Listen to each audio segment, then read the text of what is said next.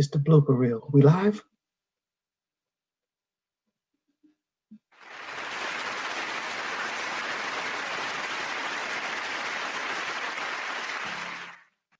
All right. Welcome to another week of Living a Rich Life, Home Edition. I am your host, Rich James.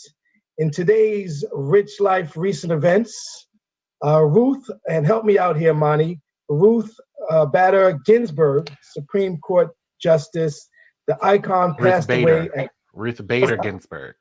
Bader Ginsburg. Thank you. You know I tear up names, Monty. You know I do. She passed away at the age of 87. She was definitely an icon, and she will be missed. I'm really concerned about who is going to replace her. What are your thoughts? It shouldn't be. Just based on precedent set in 2016, this shouldn't be happening. Right. Whoever, they shouldn't be selecting anyone until a new president is elected. Agreed. That's my understanding as well. So we'll see. Make sure you go out and vote, folks. Make sure you go out and vote. In other Rich Life recent events, in Atlanta, Miami, and New Orleans are among the major cities that wrestle with the high rates of the income inequality, and Tropical Storm Beta also will be bringing some heavy storm surges and the flooding on the coastal sides of Texas and Louisiana through Thursday. So it's going to be some bad weather happening on that side of the world. So folks, be safe. But again, I want to reiterate, we need you to go out there and vote. So with that being said, here on Living a Rich Life Talk Show, we intend to inform, inspire, and remind each other the importance of living a rich life through the principles of our network. Those principles are good health, strong relationships, financial freedom, goals and achievement, extraordinary experiences, and philanthropy. And you know, my famous quote, once again, with that being said, let's get the show started. Today, our special guest, she is an experienced sales and marketing professional with a demonstrated history of working in a hospitality industry. In addition, she is the CEO and founder of Pink Leaf Consulting. Please welcome marketing strategist, Miss Deanne Brookshire. Welcome. Thank you. Yes, thank you for joining. Appreciate you. First and foremost, I want you to tell folks where you're from. I always like to ask that question. Mm-hmm. And then tell us, what got you motivated to start Pink Leaf Consulting? I am from New Haven, Connecticut. Originally, I have been in Baltimore, Maryland for the last 20 years. So this is now home, but originally I am from New Haven, Connecticut. And to be completely transparent, Pink Leaf was not one of those dreams that I had. You know, so many people grow up and they aspire to be an entrepreneur. They want to be a business owner. And that really wasn't my thought at all. In the last probably 5 or 6 years, I really just noticed there was a disconnect and something missing in the small businesses that I came in contact with.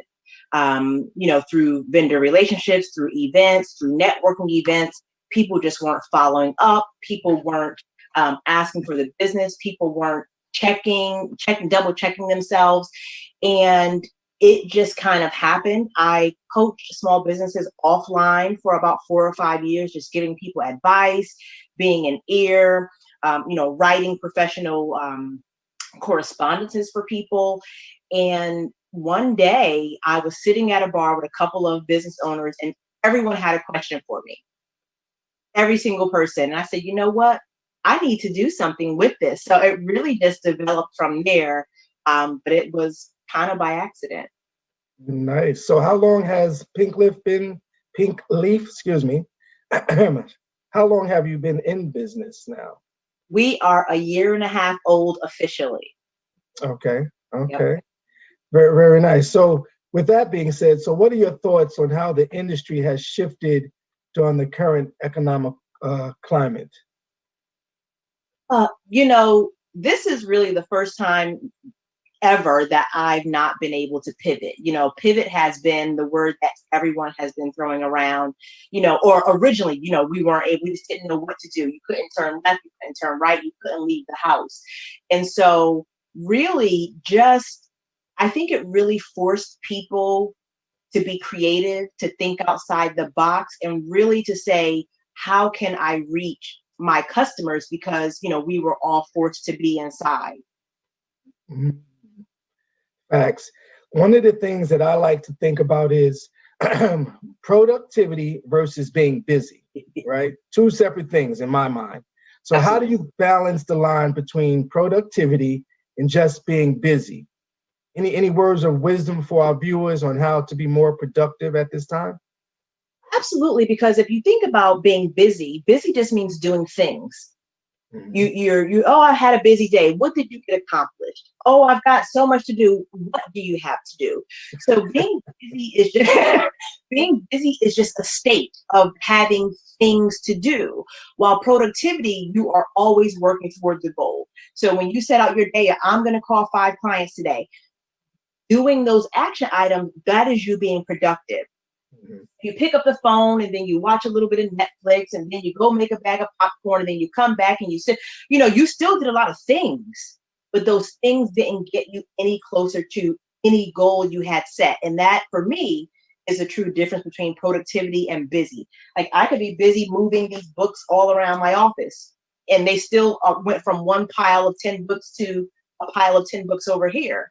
If I Mm. was being productive, my goal in that might be to organize these books alphabetically or to get them on a shelf off of my desk and out of the way. So once I accomplished that, that was me being productive, not just busy moving these books around the room. That's the best example I can probably give you. And an excellent example right there. I will say that.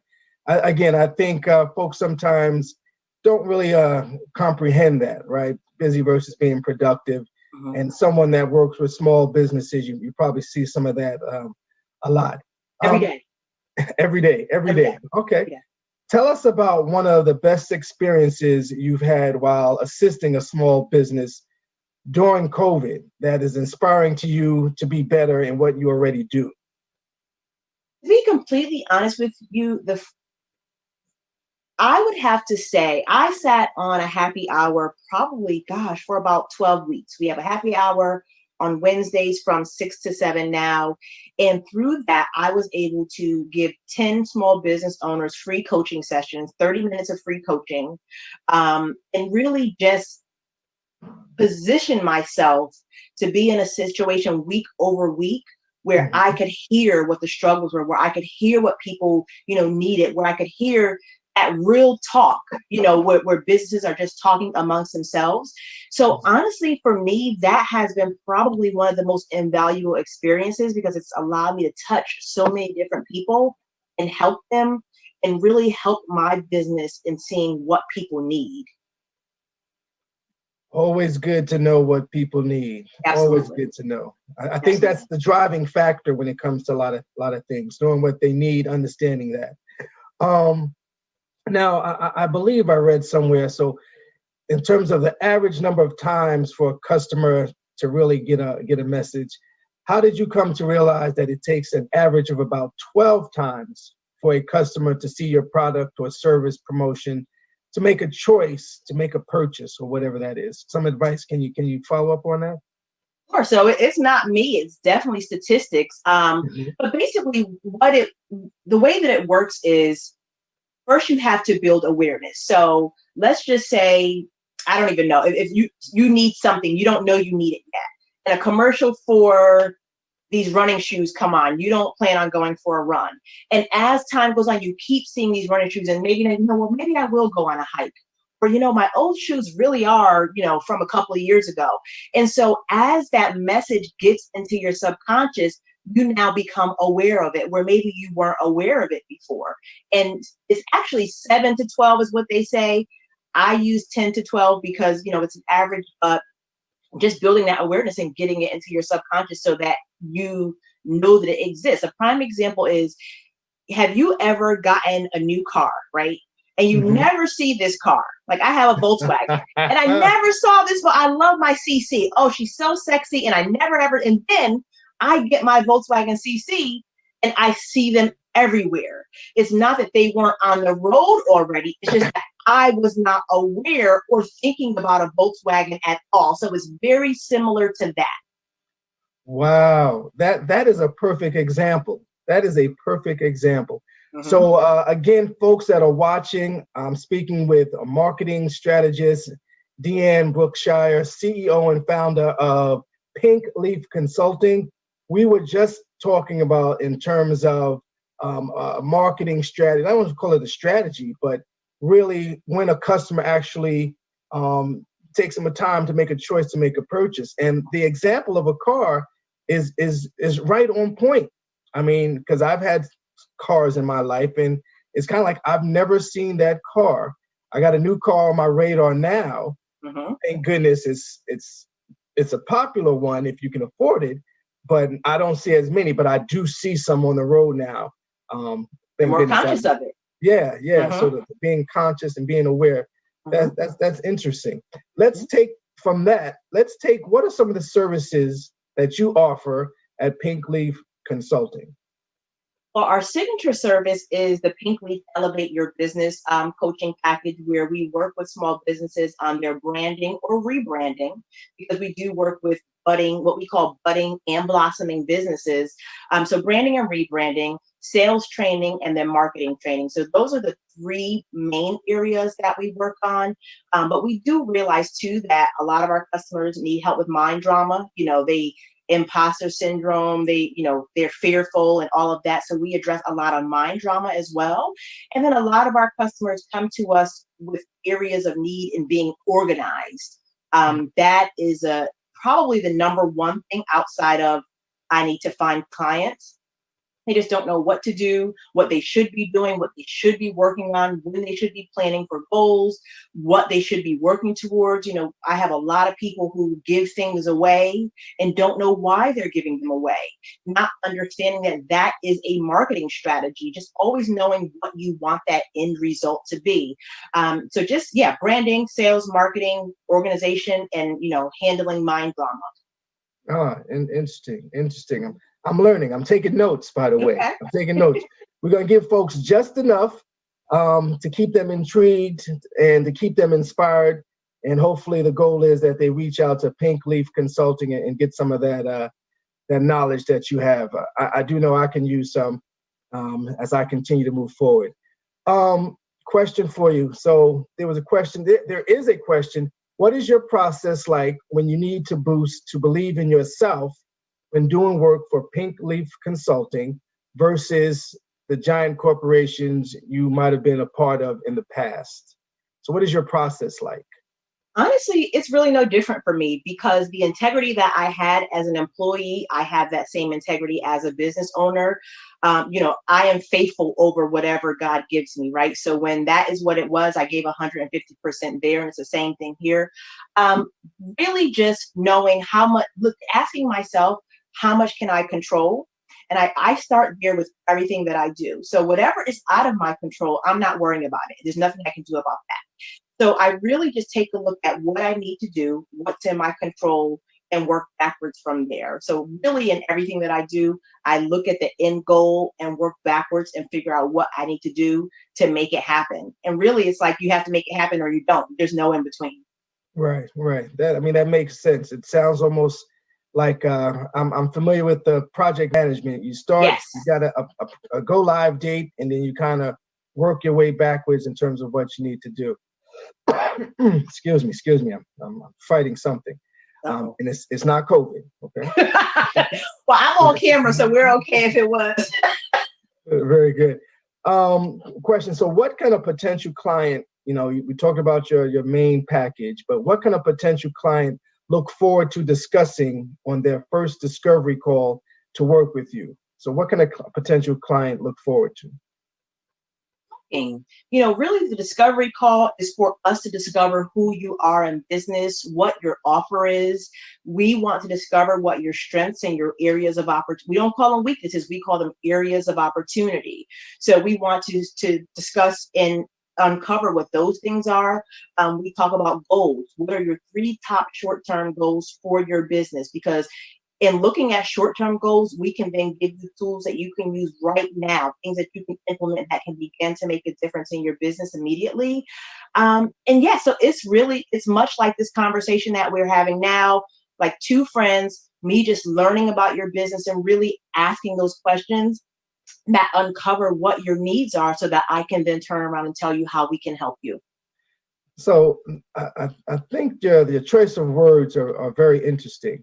So you don't call them weaknesses. No. A lot of folks, they think of a SWOT analysis. So Yes. again, I'm just from you call them areas of opportunity. Is there Yes. any reason why in terms of the wording? I get it. I definitely get it. But let's share for those that's watching and listening, what is the reasoning behind the choice of words that we use there? Well, because I feel like anything that is considered a weakness, if you give life to it or breathe life into that, and what those changes need to make, what changes you need to make so that it's no longer a weakness, you dissolve that.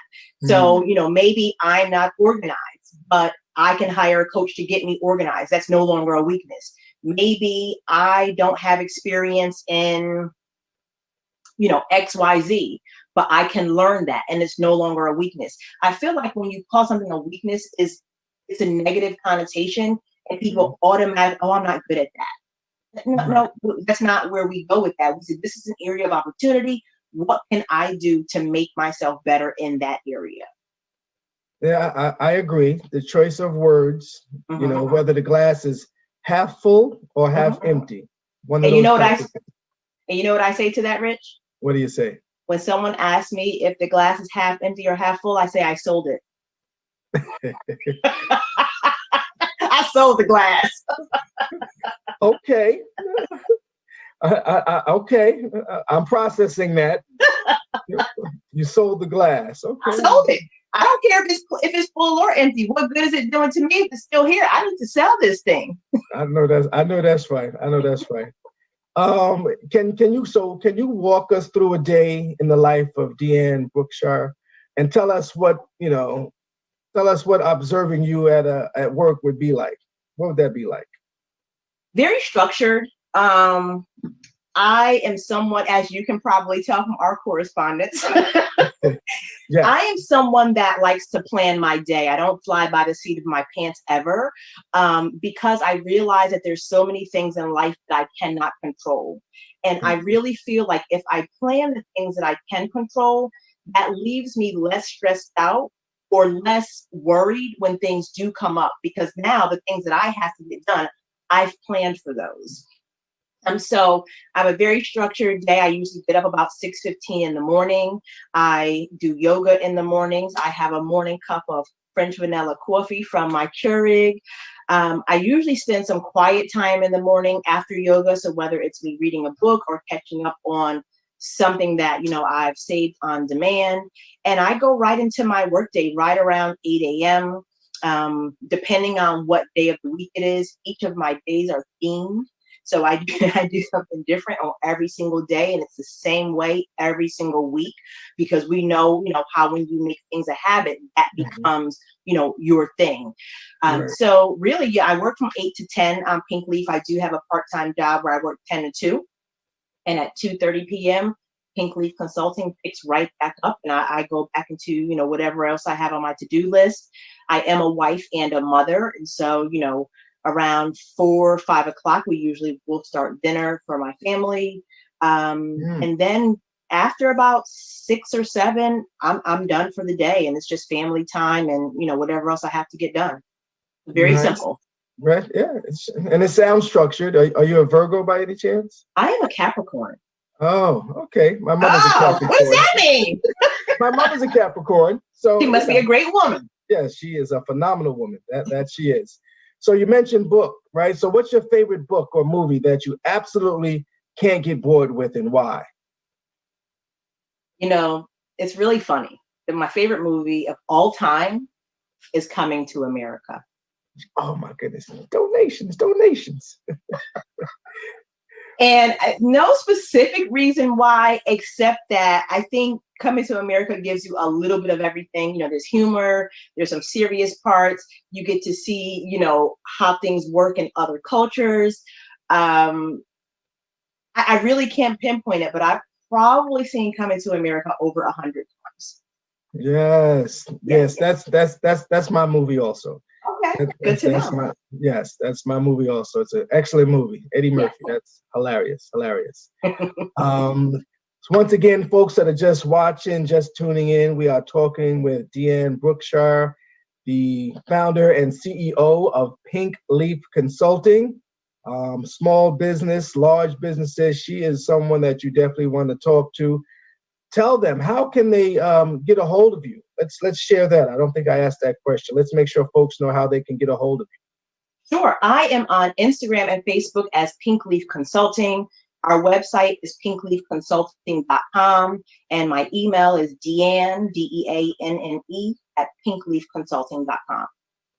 Excellent. So let's be sure to check her site out. Let's be sure to reach out. And if you have any questions, you by all means, please, you can type them in, and Mani, our producer extraordinaire, will make sure that we get them, and we'll ask them on the air. Keeping this interview going, we are in a special time, a time of change, a time of in uncertainty, something that this country has not experienced in a while. And I'm not just talking about number 45, but I'm talking about this COVID. So what lessons have you learned during this time of COVID that has been most invaluable to you, both personally and from a business standpoint? I would have to say that I'm okay with less. You know, I think that we all love things, right?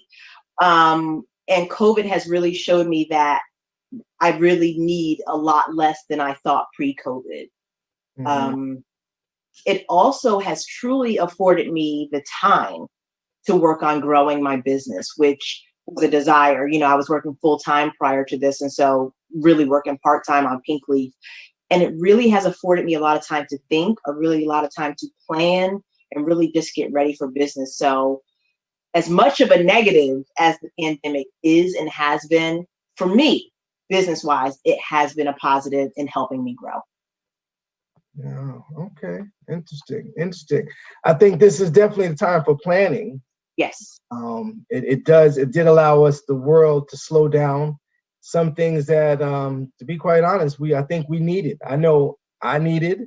And so you try to take the positive spin away from everything, but definitely, you know, it took a pandemic for the world to slow down, to see a lot of injustice, and to see, hey, you know, some things I don't really need in life, and to value some of the more important things, you know. Yes. So whether it's family time or whatever that looks like. So I agree with you. I agree with you. Let's talk a little bit about Deanne. We're gonna talk about Pink Leaf Consulting. Oh Lord, can't speak today. But one of the things, like I said, my team's pretty good when it comes to research. I understand that you like strawberries. Yes. Yeah, and you eat strawberries at least 5 days a week. What other snack is your go-to since during this quarantine, or doesn't matter, quarantine or not, you're gonna eat some strawberries? Quarantine or not, strawberries are it for me. Mostly, I love fresh fruit. So mostly berries, strawberries, blackberries, raspberries, blueberries. So I usually do a menagerie of mixed berries with organic honey on top, a drizzle. But yeah, anything fresh fruit. I love fresh fruit. I love salad. I'm a pescatarian, so I don't eat meat. Okay, but I was gonna say, yeah, what, you one of those Tatarians? But I eat fish still, so I wasn't able to give up dairy. I love cheese, so I didn't give up dairy, and I did not give up fish. So I'm a pescatarian, but so it's a vegetarian, except we also eat fish. Gotcha. Okay, interesting. Yeah, I've heard the pescatarian, the vegetarian. I eat meat. Okay. I don't eat as much pork, but I eat meat. So, you know, that's just me. All right, so we're gonna flip it back onto the Pink Leaf now. Lord have mercy. I need some water. You're trying to rename me, Rich. Not today. Again, I was struggling. Monty tried to get me going before the show today, but I'm struggling. He knows I tear up names. That's nothing personal, but I always get it right at the end. Always get it right at the end. Okay. So, all right, those watching again, just to reiterate, we have Deanne Bookshire on, and she is the CEO, founder of Pink Leaf Consulting. We are talking marketing, we are talking sales, we are talking hospitality. What I want to get into next is, so what are some key elements all beginners must have and know before getting into sales and marketing? What are some key requirements that all beginners must have? What are your thoughts? I'd have to say that they must know that at the end, it's always about the relationship. Mm. So, people get in, obviously you're in sales to sell. We call it serving because we're not selling you anything that you don't need. We are serving you by giving you the information and the tools that you need to succeed. But I would say to know that it's relationship based. So many people are transactional where they just want to, one and done and move on to the next. But what people need to understand is that repeat businesses or repeat customers, they spend 33% more money with you than a new customer. And it costs you so much more to acquire a new customer. So I would say at their core, people need to be interested in people and doing business with people and understanding that people do business with people they like. They're not doing business with a business. They're doing business with that person, that contact, that point of contact. The second thing I would say is really be clear about your offer and know what problem that it solves. So I get so many people that want to come to me to rebrand and they think it's about a new logo because now you don't like purple anymore, you like yellow.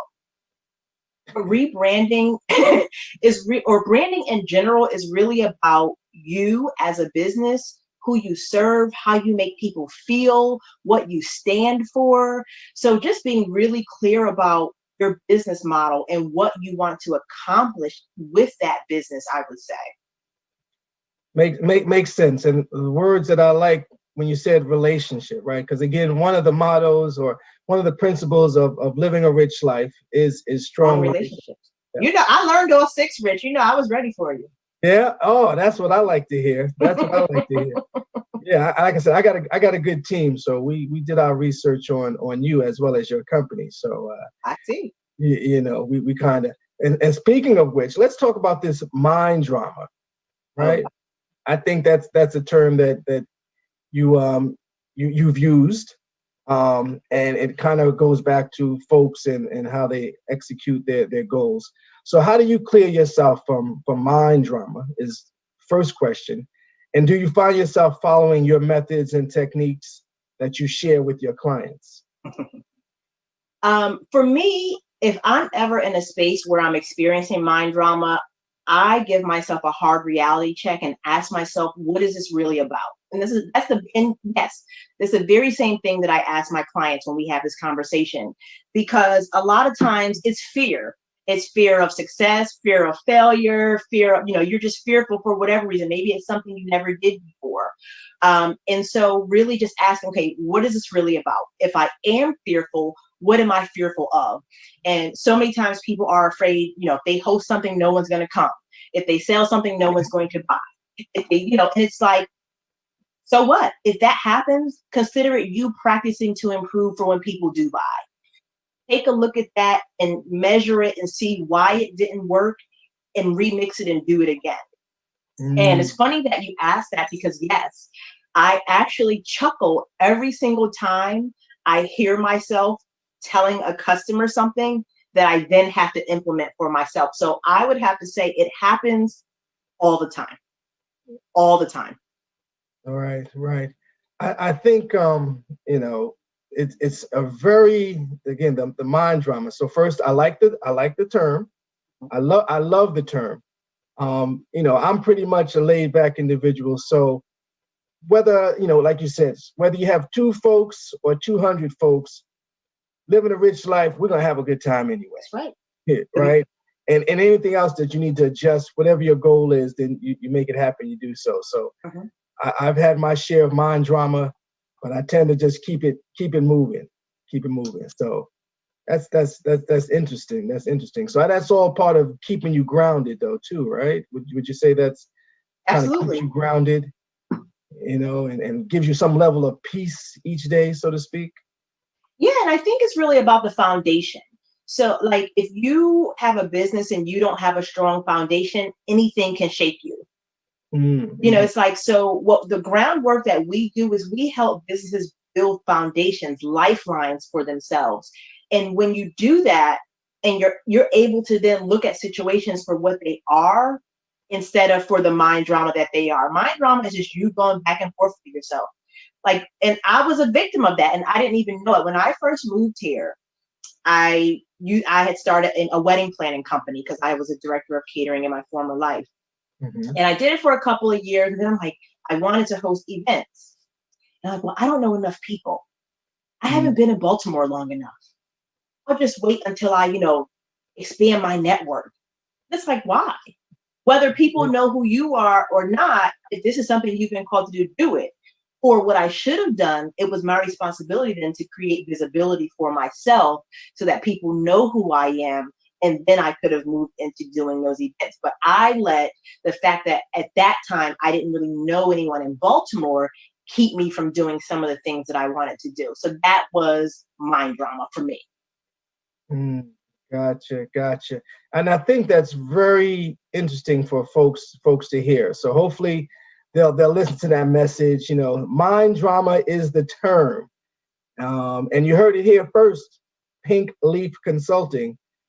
That's interesting, but that is fact. I'm quite sure all businesses have gone through that at some point or another. So that's a good point. Appreciate you sharing that. What do you wish people knew about you that you feel is that they might feel is so easy, but it's truly not, right? I think when you look at launching a business, running a business, folks might see, hey, you're doing this, you got a lot of clients, and they see a lot of success, and I put that in air quotes because that's all a relative term. But what do you wish people knew about you that they feel is so easy, but is truly not? I am an ambivert. I'm sorry, say it again. I'm an ambivert. Now you're gonna make me pull out a dictionary. So you have some people that are introverts, Mm-hmm. and then you have your super outgoing people that are extroverts. Okay. And then you have us ambiverts that we're right on the line. So we're equally as social as much as we need to withdraw and recharge. Oh, okay. So if I need to be social, I kind of meditate, I get myself in a headspace, conserve my energy, because when I'm giving, it takes from me. Mm-hmm. And so when I recharge myself, I'm okay. And a lot of people think, oh my gosh, you're so outgoing. And it's like in certain situations I am, but in real life, I'm an ambivert. I'm equally withdrawn as I am social. Well, during this quarantine, you didn't really have much of a choice these days. And I was loving every minute of it, Rich. Right. And, for some, it was easy. For others, not so much.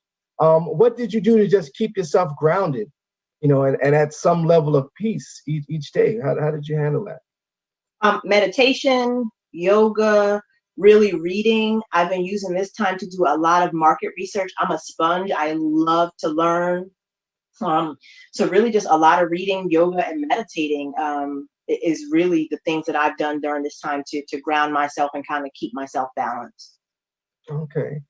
Let's talk about some of we talked sales, we talked a little bit of we talked a little bit of everything, those three areas: sales, marketing, and hospitality. When it comes to like posting videos, do you struggle with posting videos on social media? What has that been like for you? Is that a good source or to actually post videos on social media? Is that a good marketing strategy, so to speak? Oh, absolutely. I like the air quotes today. I know, right? I love air quotes all the time. I really don't struggle with posting videos. I actually enjoy it. And one of the videos that I did last week was just saying how I love content marketing. I love planning for content. I love, building social media strategies. And I can't say that it was the same at first. I think in the very beginning, I was a little bit nervous. To be completely transparent, in the very beginning, I was nervous because I'm a person that says, And when I was in college, and you're in radio, so you know this, when I was in college in communications, you know what they teach you? Never say because when you is just a filler, and that means you don't know what you're talking about. Your audience may think that and so I was so self-conscious about that. So when I first started out, I'm like, I don't want to do a live. I'm going to say, just going, the mind drama, right? I'm going to say, people are going to think I don't know what I'm talking about. And you know what I did? My first live, I said, hi, I'm Dee. I'm the owner of Pink Leaf Consulting, and I say, when I talk. Get it up front. And that way you put it out there. So if I said, 700 times, and you felt the need to focus on the instead of the message, maybe you're in the wrong place. Interesting. I don't think I've ever noticed myself saying the word That's interesting.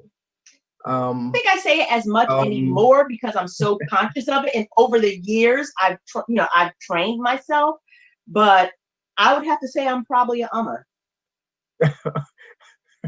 Did you say? Oh, look. Okay. No. Interesting though. I know there are several folks that come when it comes to guest speaking. One of the things that I'm familiar with when it comes to hosting events, they do try to refrain from using that word.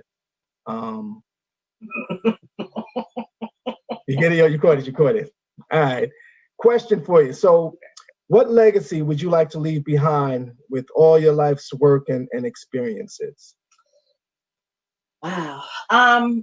Just really being someone that helps people. I love people. I always try to see the good in people. Just to be remembered as someone who educated people and, just an overall good person. I think I'm a great person to know. I'm trustworthy. And I just want everyone around me to win. My goal in Pink Leaf Consulting is to really educate as many small business owners as I can, just so that people can get what they're due, can live out those dreams, can really use, I have a joke, like I write this, you can't see in my office wall, but I have O2 on my wall, like oxygen. And you didn't ask this, but I'll tell you this. So pink is obviously my favorite color. It's very girly. It's very dainty. I'm very girly. I'm very dainty. But the leaf part of my business, I named it Pink Leaf because the leaf is where photosynthesis happens, right? You have photosynthesis, the chloroplasts, they come together to make oxygen. It gives off oxygen, and oxygen gives life. So we realize that the sales, marketing, and branding skills that we teach businesses are the lifeline of the business. Okay. And that's where the leaf in Pink Leaf.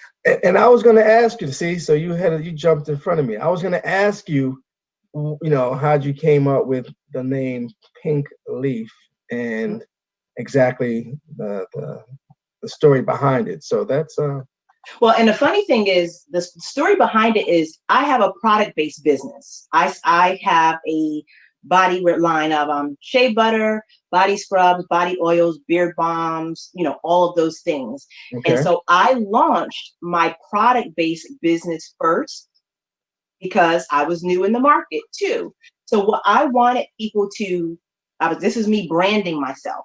I wanted people to experience the level of service and experience the quality of my products, because I know that that's something tangible.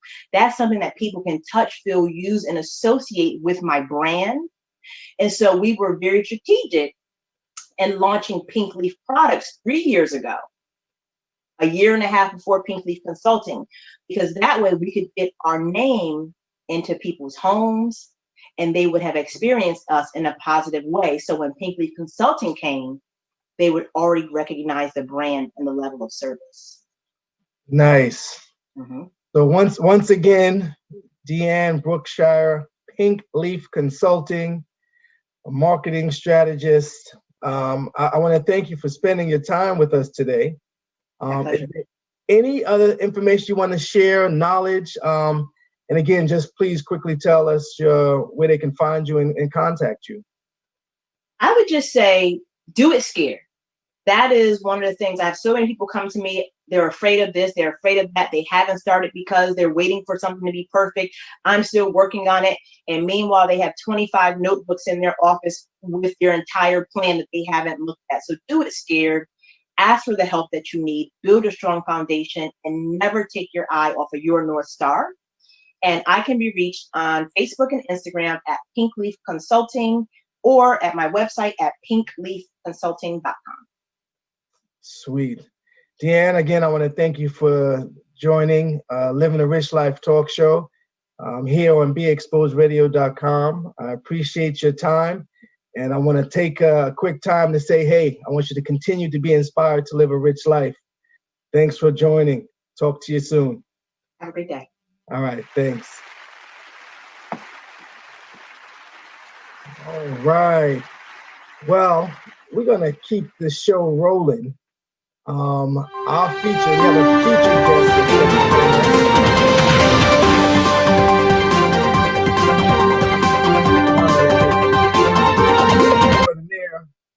The magician, I call him. Okay. Monty, we're going to go ahead and get our next guest in here. Okay, so I just leave, right? Yeah. You're welcome to watch us on Be Exposed Radio. I sure will. And I look forward to working with you as a client. Absolutely. We can definitely use your talents. So we'll definitely work together. Okay, let's chat. All right. Thanks, Okay. Deanne. Bye-bye. Another successful interview with Deanne Brookshire. So now let's get into our featured guest. I'm excited to have her on. It's been a while. I've been trying to get her on the show. Our featured guest, she is the host, creator, founder, and producer of the V-Mix radio show. Please welcome the one and only Miss V. Hey, Rich. Well, look. Why we got you down? I am well. We got you like a side eye view. What's that about? So I need to turn the phone around? Yeah. Turn it to the. There you go. There you go. That's what I'm talking about. I'm Rich. Yes. First and foremost, it's been a while. I've been trying to get you on here. I know. Thank you so much Thank you so much for reaching out. I appreciate it. Yes, because I enjoy watching and rather listening to your show. Of course, I'll let you know I've taken a few things here and there. I noticed. Hey, what is this? The best form of flattery is imitation, right? Is that what they say? Yes, they do say that. Okay, so there you have it. So first and foremost, tell us where you're from and how did the birth of the V-Mix radio show happen? I am from Baltimore, Maryland. I was actually born in Arizona, but totally a Baltimorean, totally raised here. Okay. So I rep Baltimore. And tell us how V-Mix Radio happened. How did it come to be? See, I know you're used to being on the opposite side. I am. The V-Mix Radio show actually didn't start off with the name V-Mix. It was something totally different. I started out motivational speaking. I did the American Dream, went to school, got a job, a 9-to-5, but I didn't feel really fulfilled. Okay. A coworker of mine put together an empowering girl group to go out and talk about the trauma and pain about relationships or life. And I had really nothing to talk about besides my insecurities that I had as a teenager and a child. Okay. And how I overcome my insecurities because I had eczema real bad, right? So of course the makeup wasn't like really popular back then. So I Right. didn't wear makeup. So I started motivational speaking with a co-host, like a coworker of mine. And it wasn't just motivational speaking for me. It was just like it was more of producing, like telling a story. If I was to go out and talk about eczema, to paint a story about strength and perseverance and stuff like that. So I took it real serious, but I didn't know what the hell I was doing. I didn't know what I was doing. Right. I just was going with it, and I wanted to support my coworker. I was like, I want to support you. Like I like it. You know, I'm all about lifting people up. It took people around me to lift me up and me to believe in myself to keep going. But I had real low self-esteem, and the way I expressed myself was negative. It was like really, I lashed out a lot. I was very defensive. So I just wanted to go out and talk about that because I ain't have nothing really else. Like I had a little, you know, I had abuse through relationships due to me feeling like it was the insecurities that I was going through. So I didn't want to talk about abuse or like, because abuse is more than just physical, it's emotional, it's mental. I just wanted to talk about what led me to the abusive relationships. Like, and that was my insecurities about my skin and stuff like that. Okay. And then you kind of just said, hey, so you went and decided you can probably reach more folks with your platform, the VMix radio show, and kind of develop from there. I started going out motivational speaking, and then somebody had a radio show and they saw me. So once they saw me speaking, they was like, damn, you could be a co-host and you can get like a minute. You can come on my show and you can co-host. Okay. And I was like, I guess, all right, cool. But I dedicated myself to it. I would come up with topics. I would come up with like, you know, like my focus, my minute. I had like a minute. I joined Toastmasters International Club 4597. I honed more in on my craft about writing and talking. Absolutely. And I was like, all right, cool. But it was, I wanted more. It wasn't, I wanted more than just that minute. Okay. So once I started co-hosting, she wanted me to come every week. And I was like, okay, but it wasn't my show, but I wanted to do more. Right. And I didn't want to step on her toes. So I created a Talk with V. A Talk with V didn't work out from somebody I paid to build a website. That didn't go right. That turned into, they tried to keep the rights of the website. So I couldn't launch a Talk with V. And that then turned into the VMix radio show. Okay. One of the things that I like when it comes to living a rich life, I like for folks to tell their story. So I appreciate your honesty and how everything developed. That's a beautiful thing because we like organic here, and we all have a story at the end of the day. Absolutely, we do. We all have a story.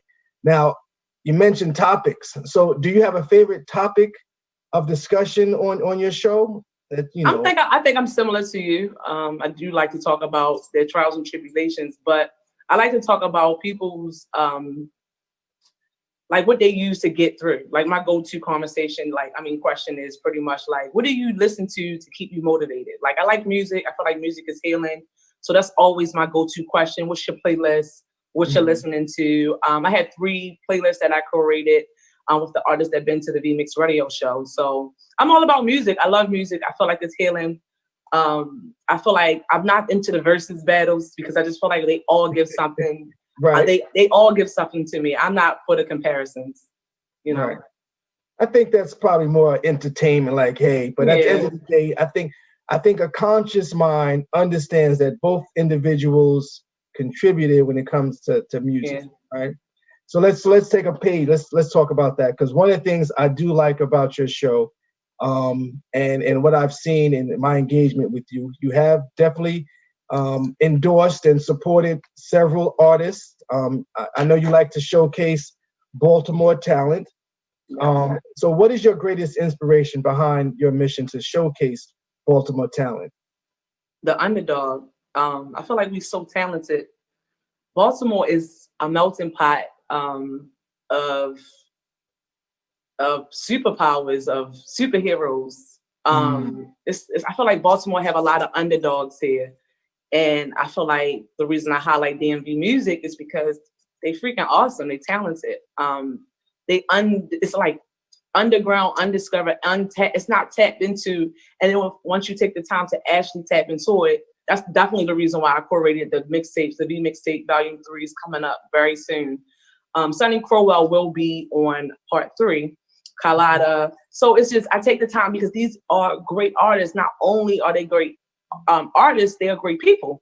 You know, they're great people. I'm a fan of their personalities. I'm a fan of their music, but they not only they can sing, they actually are producing and writing their music. They are just a talent through and through. And I'm a fan of that. I'm a fan of the underdog. I've always been the underdog. And I just want to highlight everybody like grinding. Like, I don't want to be, I don't want Baltimore to be associated with The Wire all the freaking fucking time. And I mean that. Like, I'm tired of when you from Baltimore, they're initially like, it's like, oh, The Wire. You get a couple, you might associate Jada Pinkett.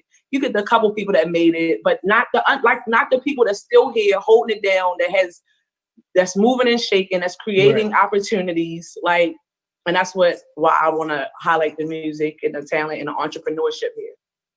And I will say you're doing an excellent job of that. Thank you. Tell us more about the V Mix. The V Mix. What is that? A mixtape that Tell us more about the V Mix. Tell us more. So it's a compilation of music that I like, that I'm a fan of, that the artists that been to, it's for the artists that been to my show to highlight them, because when I started like interviewing different artists, I was like, wow, this is good music that I didn't want to go to waste. I didn't want them just to play it one time on the show. I wanted it to be like a thing where they can constantly have promotion, constantly have a networking pool, you know, because a lot of people, they learn you through your music. They learn you through the help the collaborations or who's promoting it. And I just didn't want it to be a one-time thing because it's such great music. It's timeless music. I thought to keep recycling and to also highlight my radio show and highlight the fact that I have promotional packaging and things of that nature. Why not put together a playlist / I call it the V Mixtape gimmick. You know, the V Mixtape is my mixtape. Of course, I didn't produce the actual tracks, but I curated and produced the actual mixtape to give the sound that I feel that I get from these artists, to put them together. Because a lot of the artists that's on Volume 1 and 2, they probably never met each other, but through this mixtape, they got familiar with each other. Through this mixtape, they started reaching out to each other. They started following each other. It's like bridging the gap. So for the music, it's like bridging the gap for the artists that's on this mixtape that you would have probably never thought would actually be on a album or a mixtape or a playlist together.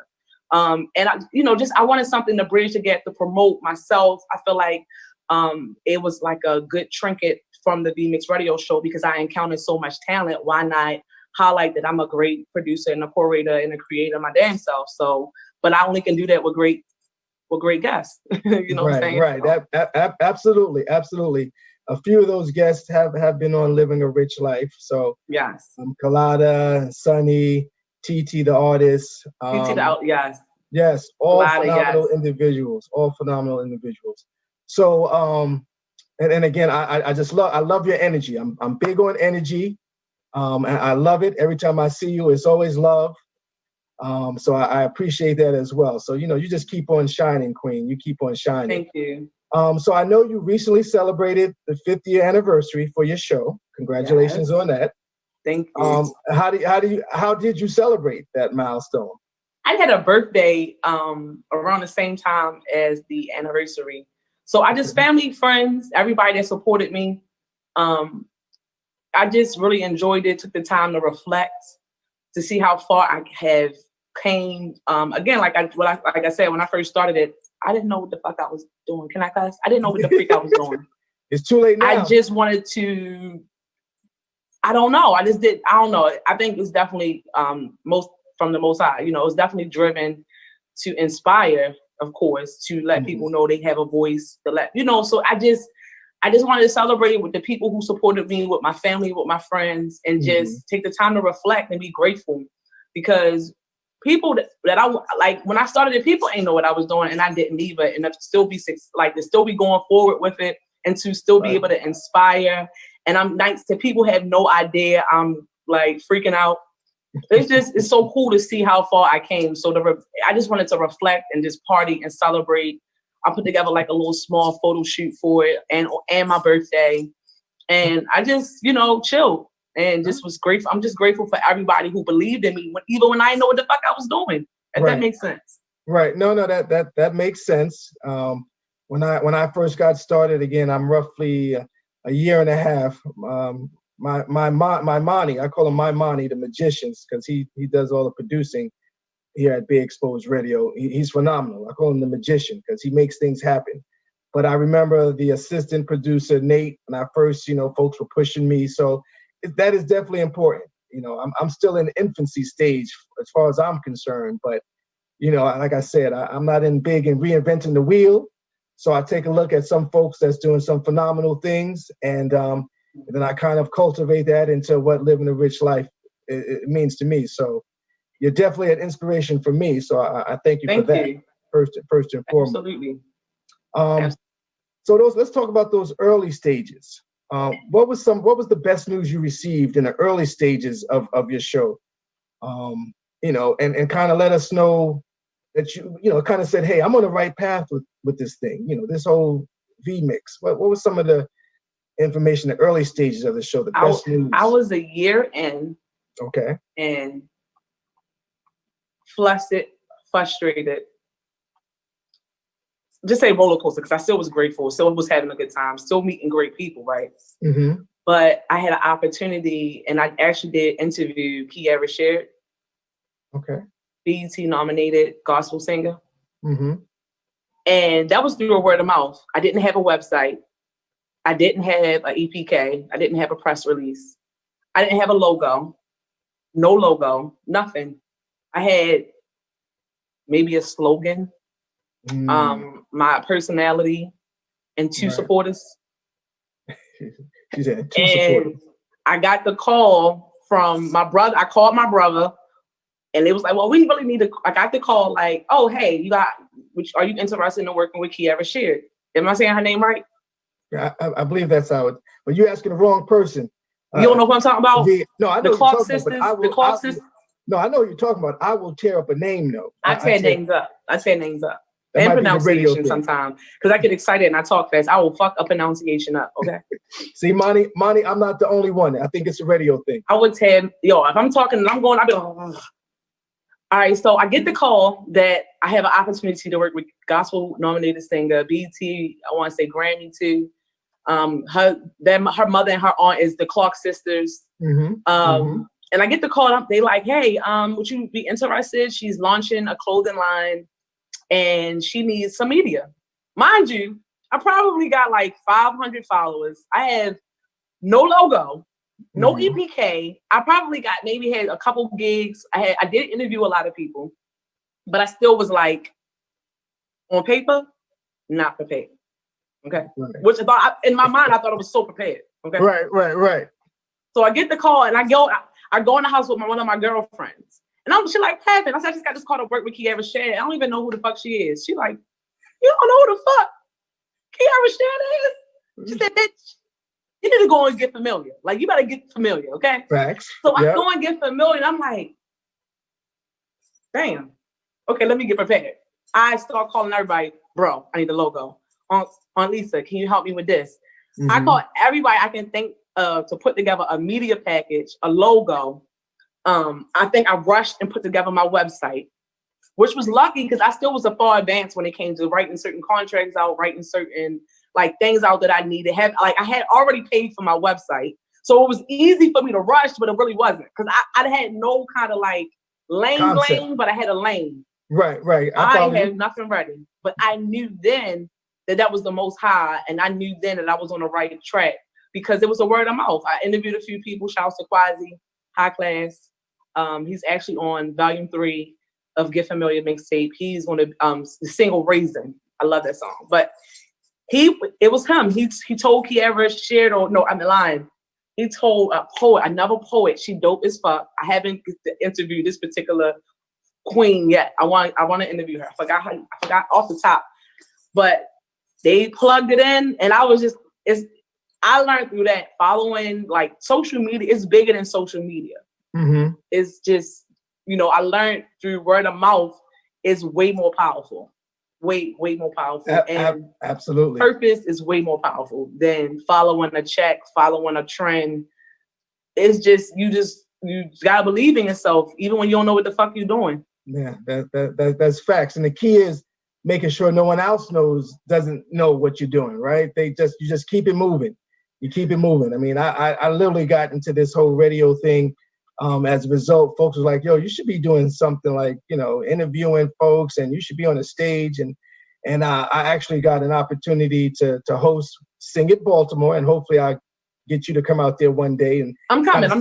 See I just been gearing up with new content and getting things together, taking advantage of the rest, the COVID. So I'm totally coming. Absolutely. And I'm definitely gonna get on the mic and I'm singing something. Oh, okay. Well, that was the whole thing. Like you said, the word of mouth. It's amazing how folks see what you're doing when you're doing good stuff. That's always a blessing. So let me ask you this. I always like to ask this.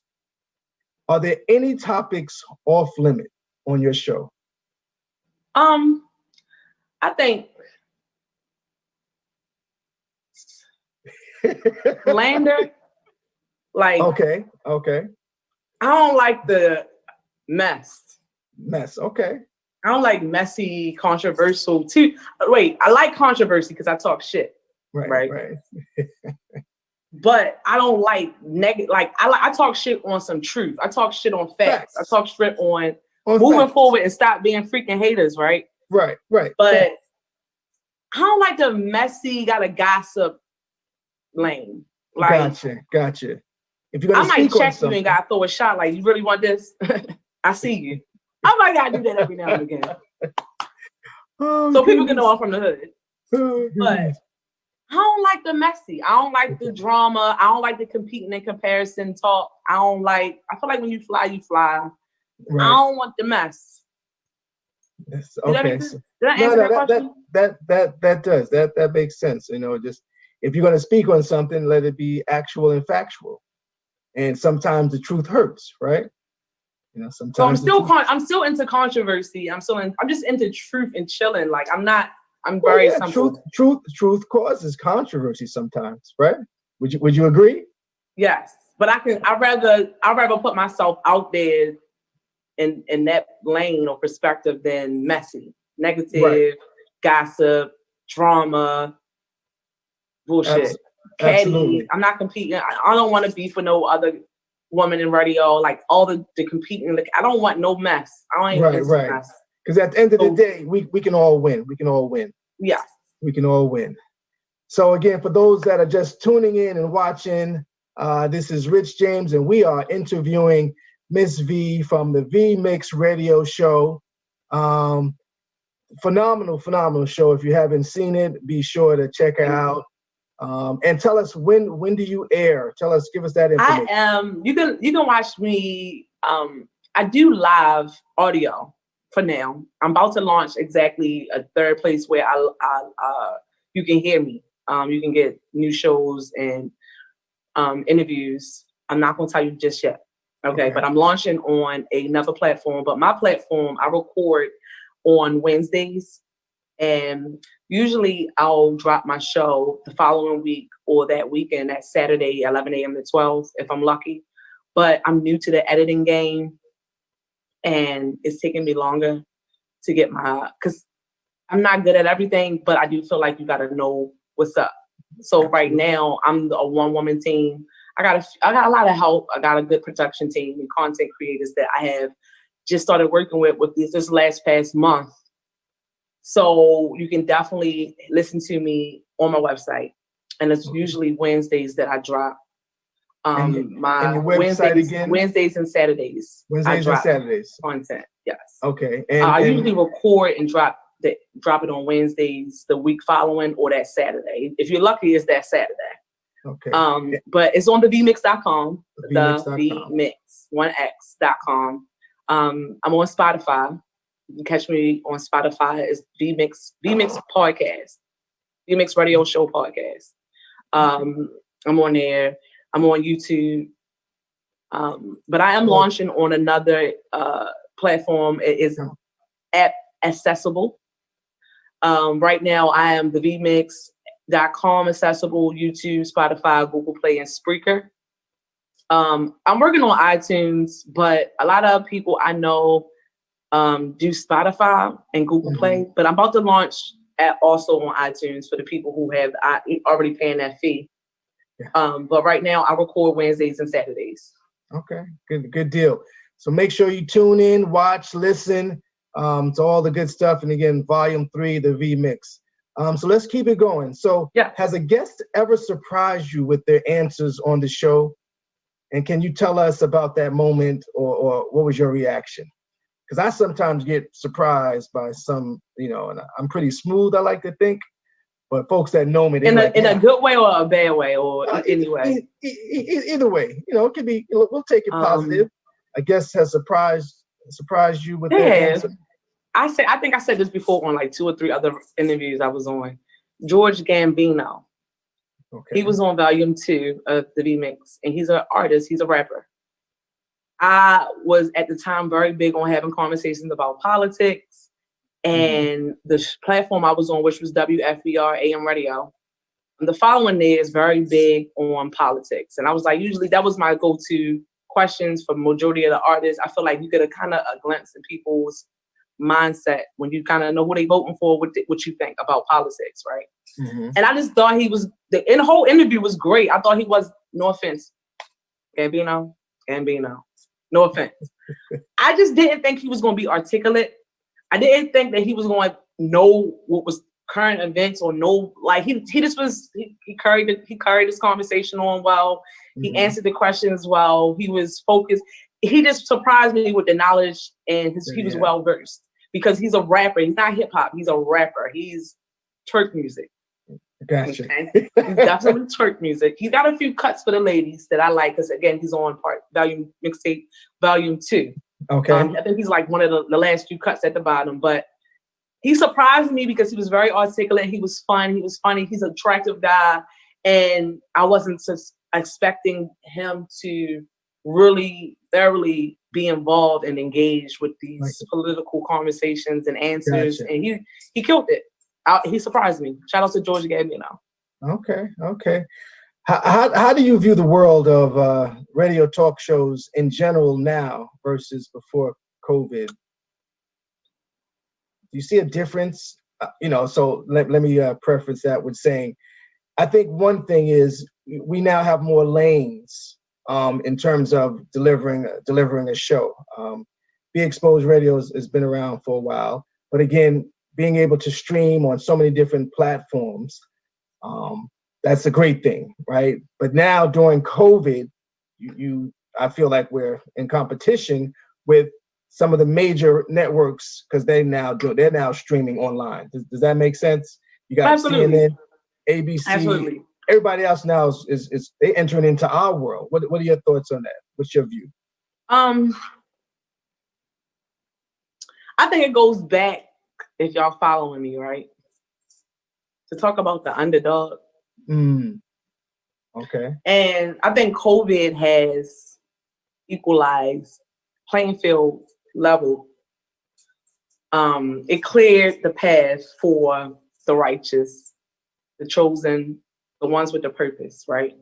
And COVID has exposed so much that the underdog, we've been on this stuff. I always felt like naturally the celebrities look to us for inspiration, look to us for the moves. Like they just got the backing, they got the money behind it, the sponsors, or like you said, the corporations, the big corporations, or the big funding behind it. But it's refreshing to know that we are the stars, literally. They look to us for inspiration. They look to us. And we usually are ahead of the game. We're usually always pushing forward. And we do it with no cameras. We do it with no funding. We do it with no partnerships. Like myself, like I usually don't have a lot of sponsors. I've been blessed every now and again, or majority. It can be kind of like a residual thing, but I have a good tribe behind me. But to not have a big corporation or a partnership or collaboration to be 5 years in, it just shows that we are superheroes. and it's right around you in the hood, right here in my hood. It's right here. Like it shows you that we are it. Like they look to us for inspiration. How they just hijack. It just COVID shows you who the stars are, who the underdogs. The underdogs will inherit the earth. Like it just shows you our inspiration. It just shows you the magic. It just shows you our work ethics, our perseverance. It just shows you that I don't know. Like I just feel like everybody I can't be a singer. Right. I can never sing, right? It shows us, even though everything is an equal platform, like an equal playing field, right? I can never sing. So that means that I never was equals with these people. I'm not equals with you. We're not equals. I can't host Living Rich with Living Rich for host Living Rich. You can't host a V-Mix radio show like I would do. So we're not equals. It just shows you that we just, I don't know. It's just everybody can't be a radio host. Right. Absolutely. I just think it shows you that everybody is gravitating towards what they think. It shows you that the trend. I don't know. I just got so much things I feel about it. So I feel you on that, because one of the things, right, from IG, you had a lot of folks starting to do IG lives, in which, IG, that platform started cutting folks down to an hour. But again, some of the stuff really, you can tell it wasn't really structured. They were just doing it to pass the time, Facebook Live. So I get it. They cheating us. We got no blame for ourselves. You know what I'm saying? Those that take the time to study the craft, and get better at it. Again, like you said, everyone's not built for this. With no funding, with no photo ops, with no affiliations with sponsorships and big corporations, and we able to sustain and build relationships. I have thrown a few events, the vendors, we put money in people's pocket. The V-Mix radio shows try to put money in people and give exposure, but these people got all the exposure in the world and they still on our playing field. Yeah. I'm over it. I'm sorry. I'm not a hater, but I don't want to see Keisha Coles host a radio show. I don't want to see Keisha Coles freaking be on BET hosting a TV show. I just don't. And I'm a fan of her. People tell me I look like her. I like Keisha. She don't. Right. I just don't want to see her host no show and interview nobody. That's just not what I want to see. I agree. I'm gonna just shut up. I don't want to see T.I. talk about these big words that's bigger than his height. Like I don't want to see T.I. host nothing. Fat Joe, I like Fat Joe. Don't get me wrong, because he's hilarious. He's really, really funny. Right. But it's like I want to hear your music. Right. Yeah. I can't do music. Why you doing what do your music? So we're gonna talk, Miss V. We definitely gonna talk about getting you some sponsors, because again, not every sponsor needs to be ginormous, right? I made that word up. So there's definitely room for us to work together, absolutely, and make sure that we can make sure it happen. Because I gotta say, that's the one thing. They don't call me the networking guru for nothing. Okay. So we're gonna keep that. I'm gonna hold you to that. No doubt. Let's talk about your new project, Get Familiar, and how much of a labor of love was it for you? Tell us about your new baby, your new project, Get Familiar. That's been with me since I started. Okay. That's just always been my slogan. That's your slogan. I was gonna ask you. That's my slogan. It's been with me from day one. I started in 2015, and it's not new. If people take the time to go through my profile and go through my IG, I've been trying to hashtag Get Familiar. Just go to the hashtag Get Familiar. I've been on it since 2015. This is my slogan. It's just, again, a way of being catchy to highlight and promote people who come on my show, and promote, myself, of course, right, and to pretty much help put a voice with a face, a voice with the show. Okay. And let you know to get familiar with all of these great superheroes and artists and great people, So you talk about superheroes a lot. So what's your superpower? What's Miss V's superpower? I feel like I connect people together. Okay. I feel like I'm very good at networking. I'm very good at throwing events. I'm very good at curating projects and, ideas to put. I'm really good at putting people together. I feel like my superpower is to bridge the gap. Bridge the gap. Okay, I like that. And then let's talk about guests. Do you have a dream guest that you like to have on your show?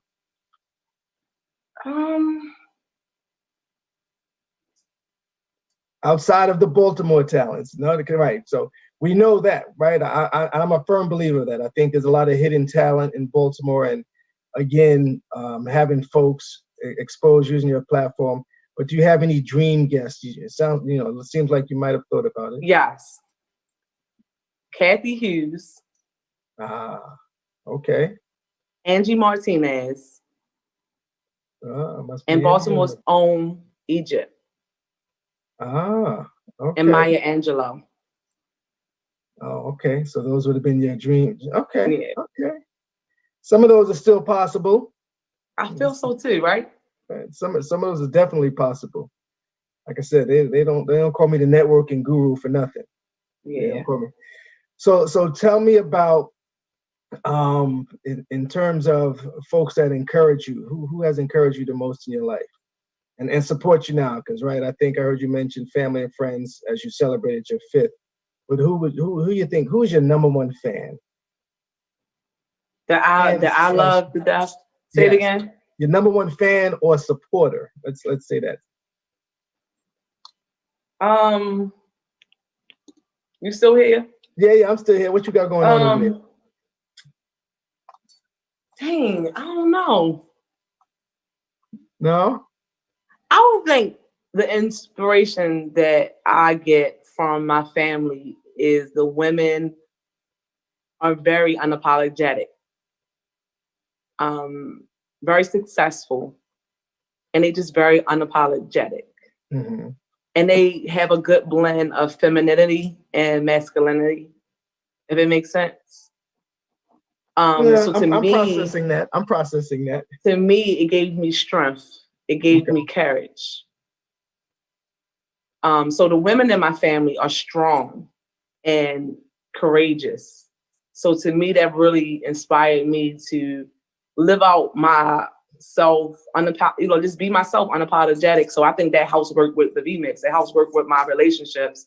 It helps work with my networking. That I think that's the superpower in me, the superhero in me, is that I can unapologetically be myself, and I'm respectful. I can still be masculine and take care of myself and protect myself, but at the same time, I'm warm, I'm loving, I'm giving. So I think the women in my family are very caring and loving, but they have a nonsense tolerance where they stand up for themselves. And I think that's what the VMix is. It's like, it's a platform where you can stand up for yourself. You can talk about what you think and feel unapologetically, and you're not in a judgment zone. Okay. That makes sense. That makes sense. Yeah, no, that makes sense. We all have our mechanisms that kind of keep us going, right? I will say today I was struggling today just from an overall standpoint, and some days I'm sure you have it as well. Like, goodness, I don't want to do the show today. But there's something in the back of your mind that says, you built for this. That's one. And two, you got to keep going. So I kind of went back into my brain, and Monty would tell you, I was like, but he gets me going. That's part of his job to make sure I get right before the show. And then I think the fact that my first guest was phenomenal. And then your energy, I got to tell you, I love your energy. Thank you. Every time I see you, I just got a tribe of good people, Rich. Like my friends, I got a brother, like they check me. They tell me when I'm right or wrong. Like I have a good sounding board team, but a lot of it is I check myself. Right.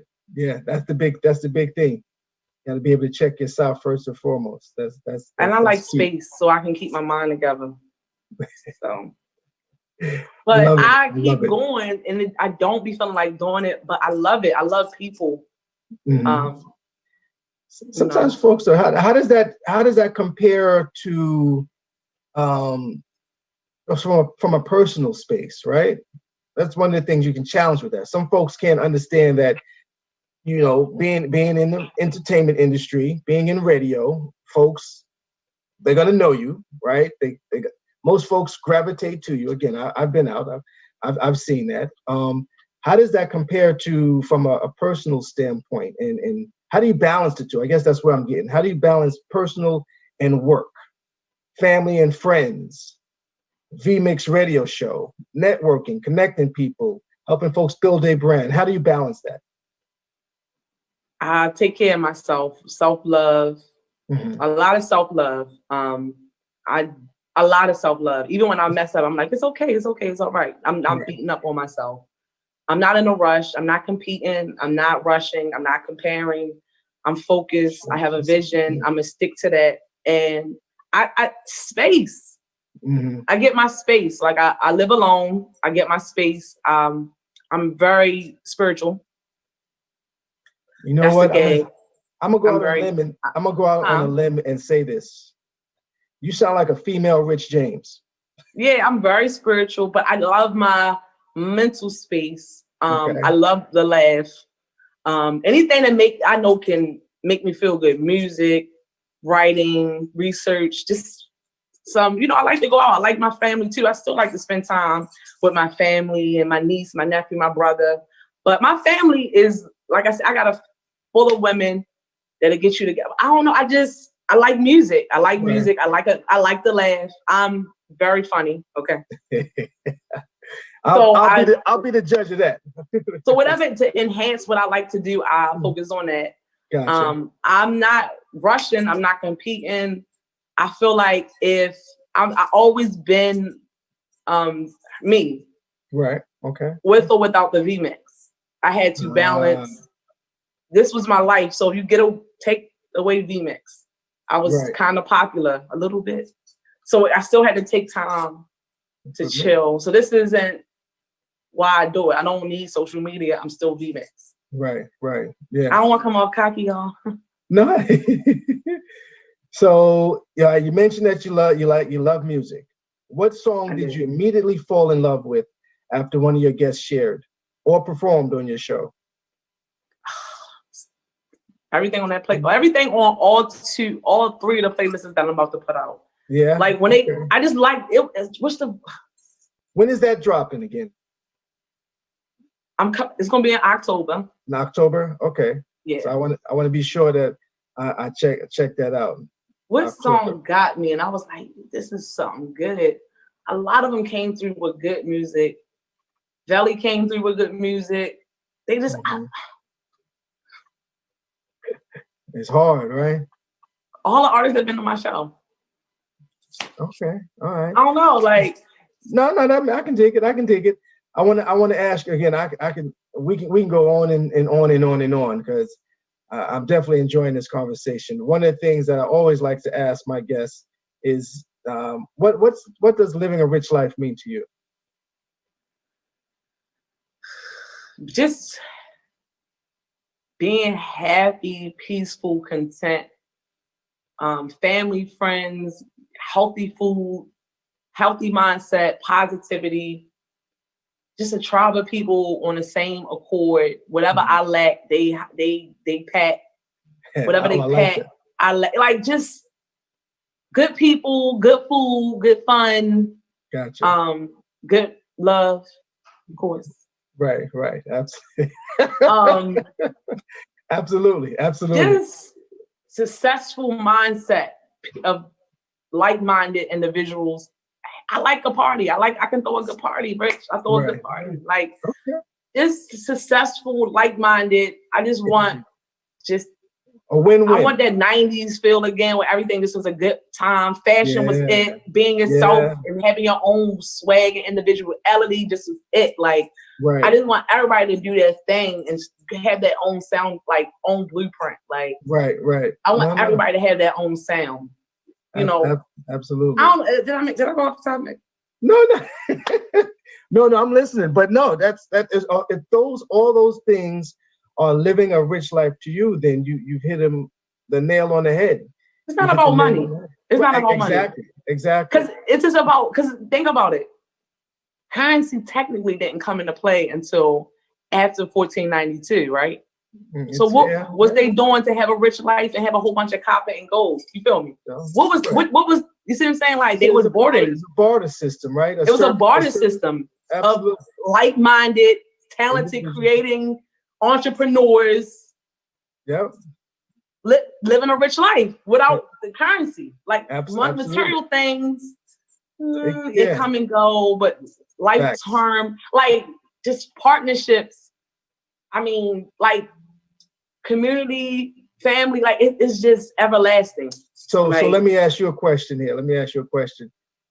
Now, again, my principles are good health, strong Definitely. relationships, yes, financial freedom, because they're, given the time we are, that does play a role. correct. Goals and achievement, extraordinary experiences, and then philanthropy. So those 6 things kind of encompass living a rich life. And again, it doesn't mean you got to have a lot of money, but it does, that plays in it. But notice it's in order, right? You got to have good health, because without good health, they say You got nothing. you got nothing. That's why I said eating good, living healthy. Yep. Absolutely. So, we're coming close to that time, and we didn't even get halfway through the stuff I wanted to pick your brain on as well. But it was definitely a great conversation. So that's how you know when it's a good interview, when you want more time, because I definitely want more time. You're a foodie. Normally, I take my guest out after the show. I am going to Montego Bar and Grill tonight. I think I've been there. You might have. It's on, I want to say it's Charles Street. So I'm going there. They open up again. I'm going to go in for a quick bite to eat. You're welcome. If you meet me there, I'm going there. I'll be there at 7:00, but that's a whole nother Othello. I do want to thank you for joining. Absolutely. I appreciate your time. I appreciate your candor. And I Absolutely. love your energy. I love you too, Rich. You always sweet when I see you. Oh, okay. Well, Congratulations on your show as well. Thank you. I appreciate that. And for those watching, so again, I want to thank you for watching. I want to thank you for tuning in. Thank you to our special guest, Deanne Brookshire from Pink Leaf Consulting. Thank you to our featured guest, Miss V from the V Mix radio show. I appreciate both of you talented ladies. Make sure you follow them. And more importantly, I want you to continue to be inspired to live a rich life. Once again, I'm your host, Rich James. Until next week, I want you to stay safe. Get familiar with the V-Mix Radio Show. Thank you, Rich, for having me. Thank you. If you want to be a guest on my show, hit me up at thevmix@gmail.com. That's 2 X's. Again, go to thevmix.com and get familiar with new material and old material. And again, Rich, thank you for having me on. And one more thing. You sent me 40 questions. I was like, how the hell are we going to get through all this? But anyway, I had to say my team is pretty efficient. So pretty efficient. No doubt. So that means we need a part 2. Consider it done. All right. Take care. Then again, folks, have a good night. Get familiar. Get familiar with the